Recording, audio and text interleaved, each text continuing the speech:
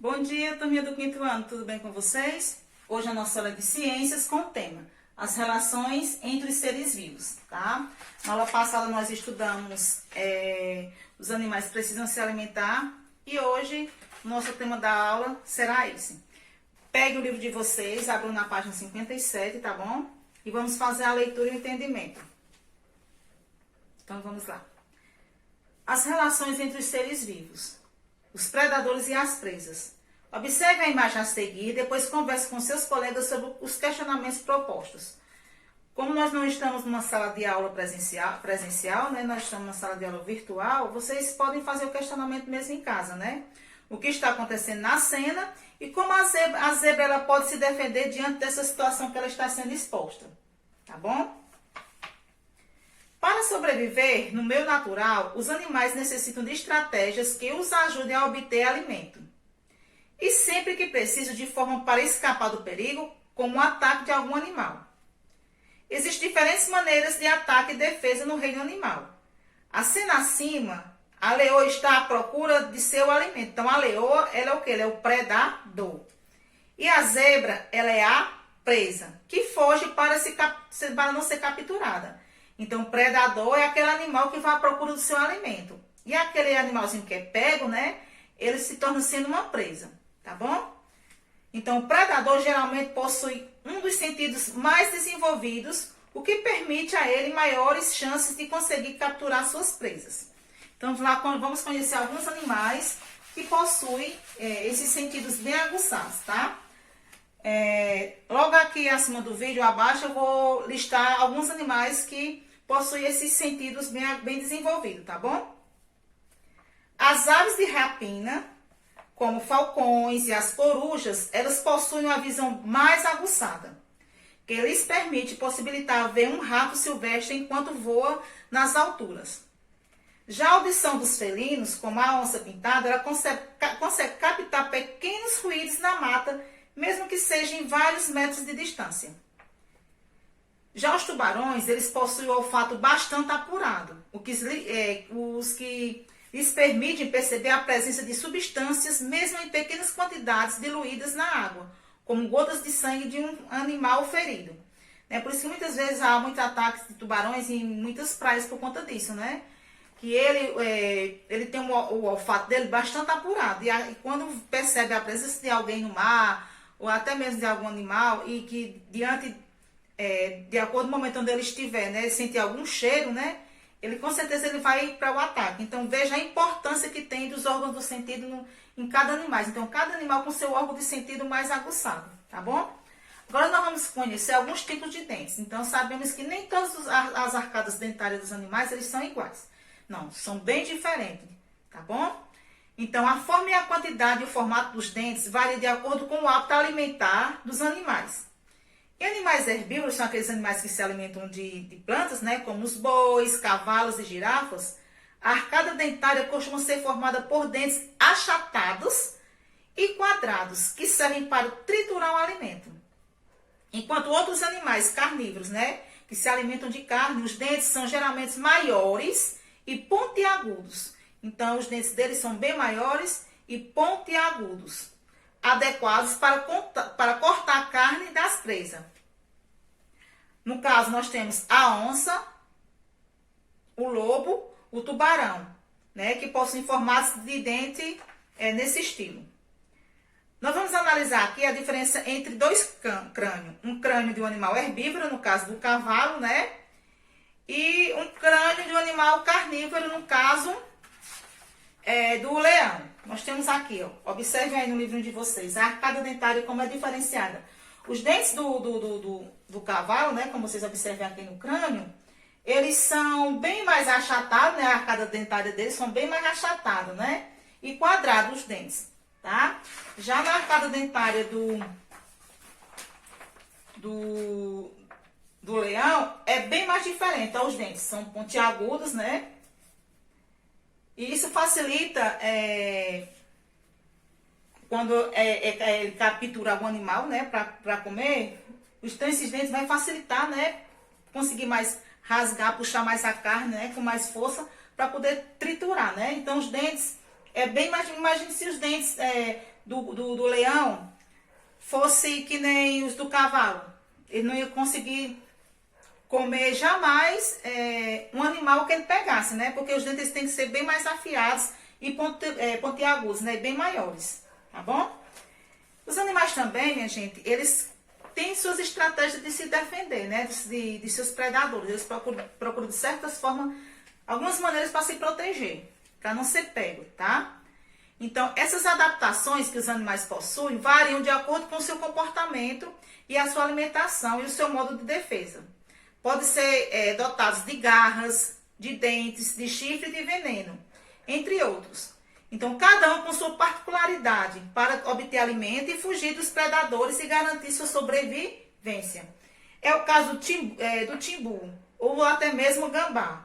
E quando ele se sente ameaçado, né, o gambá, ele acaba que expelindo, né, através de suas glândulas, um líquido desagradável, que nesse líquido ele tem um cheiro que fica insuportável, né, que acaba que afugentando o predador. Tá? Então, para não ser capturado, ele acaba que expelindo esse cheiro desagradável. Como também nós temos o porco-espinho, né? Como resposta do perigo, o porco-espinho, ele se arrepia-se. E esses espinhos são bem pontiagudos, né? Que são pelos modificados, extremamente rígidos. Isso mesmo, esses espinhozinhos deles é o pelo do porco-espinho, né? Só que é um pelo bem mais rígido, bem mais grosso, bem mais duro. Ele utiliza-se como uma armadura protetora, né? Para se defender também dos predadores.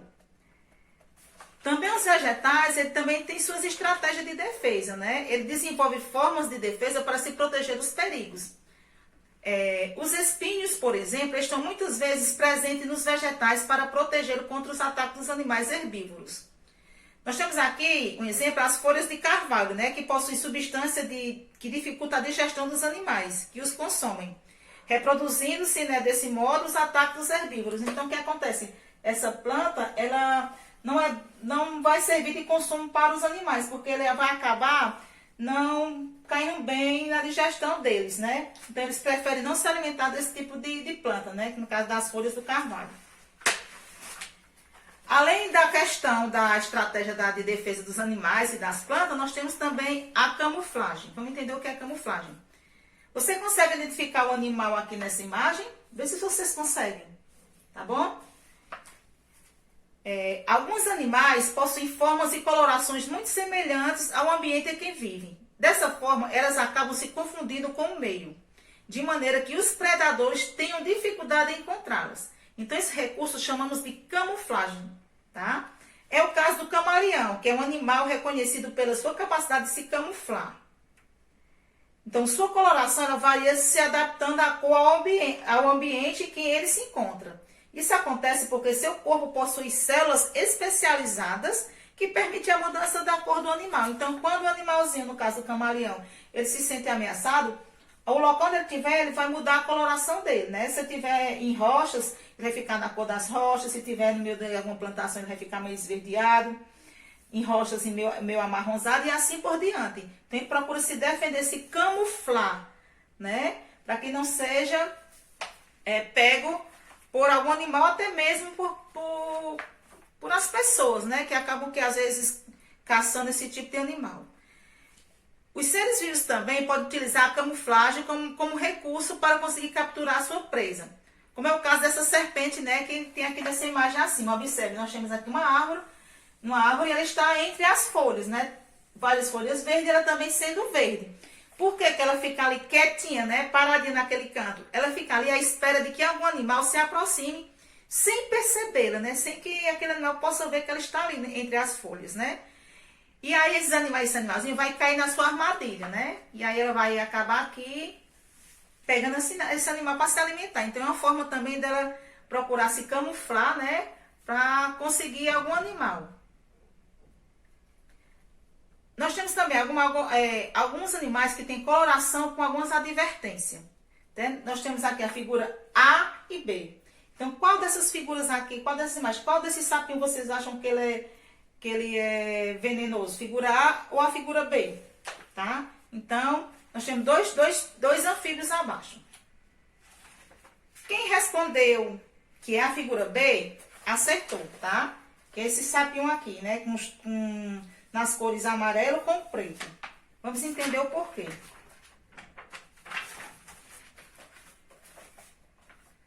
Alguns animais sofrem, né? Ou sofreram modificações ao longo do tempo de forma a expor o seu corpo. Uma coloração viva e chamativa com o intuito de alertar o predador através de suas cores. Ou seja, quando, no caso da figurazinha aqui do anfíbio, o sapo, a cor dele é bem chamativa, né? Bem amarelo, bem preto. Então, ele quer dizer que aqui ele é um animal venenoso, né? E que tem um sabor desagradável. Então, com esse tipo de coloração, ele acaba que afugentando os predadores. Porque os predadores vão saber que aquele animal não pode ser consumido, pelo fato dele tá alertando que ele não pode ser ingerido, né? Porque ele vai ter um sabor bem desagradável, além do sabor vai ter um veneno, né? E essa coloração vai servir como uma advertência, está advertindo aos animais, né? Que não cheguem próximo, tá? E principalmente nem procure consumi-los, né? Que devem ser evitados, né? E por isso eles acabam que sobrevivendo, né? Escapando, né? Então, nas fotografias, como já disse na página anterior, nós temos as duas imagens, como já expliquei. Então, a imagem B, quem respondeu a imagem B acertou, né? A imagem A, geralmente, vai ser uma presa fácil para algum predador, né? Nós temos também o que é mimetismo. Vamos entender o que é mimetismo. Nós temos duas imagens também, imagem A e imagem B. Qual dessas imagens vocês acham que é a aranha? A imagem A ou a imagem B? Então, vamos lá entender. Então, a imagem A é uma aranha, tá? Não é uma formiga. Então, a imagem B aqui é uma formiga. Vamos entender o porquê.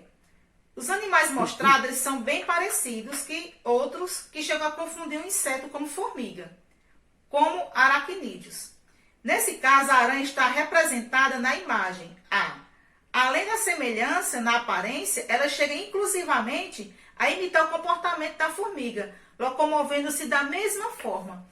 Mas por que a aranha procura agir dessa forma, imitar a formiga? Vamos entender por quê. Muitos animais evitam predar, né, ser presa fácil, né? Por isso, elas procuram imitar a formiga, porque as formigas elas têm um ferrão, né, e possuem um esqueleto bem mais duro. E nesse ferrão, ele contém uma substância que, ao ser injetada no animal, essa substância ela vai gerar uma irritação bastante, né? E a picada, com certeza, da formiga é bem mais forte, né? Então, o que é que vai acontecer? Quando algum animal chega para se alimentar da aranha, ela procura imitar, como eu já disse, ela procura imitar a forma de locomoção da formiga. Então, aquele animal vai acabar se confundindo, vai achar que aquela aranha ali é uma formiga e vai acabar indo embora. Porque, no caso, se ela for atacar a aranha, né, achando que é a aranha, então ela vai acabar se confundindo. Não, ali é uma formiga, porque ela está agindo da mesma forma que uma formiga. Então, eles não chegam perto, porque se eles forem atacar, eles vão achar que é uma formiga de verdade, né, e eles vão ser ferroados. Tá? Com os ferrões, né? Que, como eu disse, que nesses ferrões a formiga ela solta uma substância irritante, tá bom? Então, essa adaptação que alguns animais adquiriram de apresentar característica parecida com a das outras, né, de outros animais, geralmente venenoso ou de gosto desagradável, é chamado de mimetismo, ou seja, é uma imitação. Eles procuram tentar imitar algumas características para se escapar dos seus predadores, né? Para não se tornar uma presa para eles.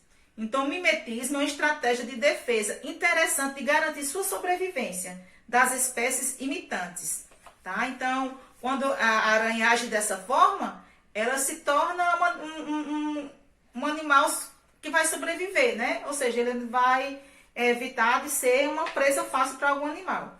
Nós temos também aqui dois tipos de cobras, tá? A de cima é uma cobra coral verdadeira, a de baixo é falsa, tá bom? Então, essa verdadeira, ela é venenosa e sua picada pode até causar a morte de uma pessoa. Já a falsa, ela possui os mesmos sistemas de anéis no corpo, mas não possui veneno como a cobra coral verdadeira. Então, as mesmas espécies de anel, né? No caso que ela tem no corpo, a coroa verdadeira, a falsa também tem. Acaba que confundem muitas vezes as pessoas. As pessoas acabam que achando que essa daqui é a verdadeira, essa é a falsa. Mas não, a verdadeira realmente essa daqui, a de baixo é falsa, tá? Mas sempre ter cuidado, nunca chegar perto desses animaizinhos, tá bom? A borboleta a seguir é conhecida popularmente como borboleta coruja, devido aos desenhos em que suas asas que lembram os olhos dessa ave. Compara a semelhança na imagem abaixo. Nós temos aqui duas imagens, a de cima e embaixo, né? Nós temos o quê? Uma coruja. Então, a partir do momento em que a borboleta ela se sente ameaçada, ela vai abrir suas asinhas, né? E ao meu vai encontrar vai conter esses desenhozinhos aqui que vai lembrar o rosto da coruja.